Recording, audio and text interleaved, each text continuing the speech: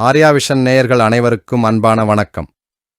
நாம் காண இருப்பது சனீஸ்வர பகவான் யாரை நெருங்க மாட்டார் என்பதனைப் பற்றிய ஒரு சிறு பதிவினை இங்கு காணிருக்கிறோம். வாங்க வீடியோவுக்குள் போகலாம். சனீஸ்வரன் நல்லவரே. சனி பகவான் நம்மை தண்டிக்கும் தெய்வம் அல்ல, நம்மை திருத்தும் தெய்வம். சனி பகவான் நீதிமான். இவர் அரசனை மட்டுமில்லை, அனைத்து மனிதனையும் தண்டிப்பவர். இவரிடம் எந்த அமைச்சரின் சிபாரிசும் எடுப்படாது. சிவனாயிருந்தாலும் யமானாக இருந்தாலும் எவனாக இருந்தாலும் சனியின் தண்டனையிலிருந்து தப்ப முடியாது. எல்லோருக்கும் ஒரே தீர்ப்புதான். அரசனை ஆண்டியாகவும் ஆண்டியை அரசனாகவும் மாற்றுவார். மனிதன் பிறப்பு எடுப்பதே கர்மத்தை தொலைப்பதற்குதான். அதனால் இவரின் பிடியிலிருந்து யாரும் தப்ப முடியாது.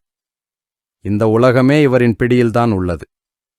எனவேதான் இவரை தலைமை நீதிபதி என்பார்கள். இவர் தண்டிக்கும் தெய்வம் அல்ல, நம்மை திருத்தும் தெய்வம். இவர் நம் கர்ம வினைகளுக்கு ஏற்ப சோதனை கொடுத்து நம்மை திருத்தி நல்வழிப்படுத்தி நமக்கு நம்மை சாதிக்க செய்வது நன்மை மட்டுமே செய்பவர்.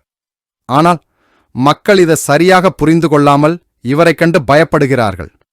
சனி பகவான் யாரை நெருங்க மாட்டார்? சனி பகவானுக்கு தெரிந்ததெல்லாம் உழைப்பு உழைப்பு உழைப்பு என்பதுதான். உழைப்பவர்களெல்லாம் சனி ஆதிக்கம் நிறைந்தவர்கள். உழைப்பவர்களைதான் சனீஸ்வர பகவானுக்கும் பிடிக்கும். கடின உழைப்பாளிகள் எல்லோரும் 7.5 சனி, அஷ்டம சனி, அர்த்தாஷ்டம சனி போன்றவைகளால் பாதிக்கப்படுவதில்லை. சனி உழைப்பின் பிரியர் என்பதால் அவர்களை ஒன்றும் செய்வதில்லை என்பதுதான் உண்மை. அதேபோல் மற்றவர்களுக்கு நன்மை செய்து வாழ வைப்பவர்களை சனி பகவானுக்கு மிகவும் பிடிக்கும். சிவபக்தர்களை நெருங்குவதற்கு சனி பகவான் யோசிப்பார். ருத்ராட்சம் அறிந்தவர்களிடம் சனி பகவான் செல்வதில்லை.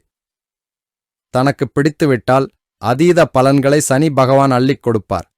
என்ன நேயர்களே, இந்த பதிவு உங்களுக்கு பிடித்திருந்தால் மறக்காம சப்ஸ்கிரைப் பண்ணுங்க, லைக் கொடுத்து ஷேர் செய்து கமெண்ட் பண்ணுங்க. மீண்டும் ஒரு நல்ல பதிவில் உங்களை சந்திக்கும் வரை உங்களிடமிருந்து விடை பெறுகிறேன். நன்றி, வணக்கம்.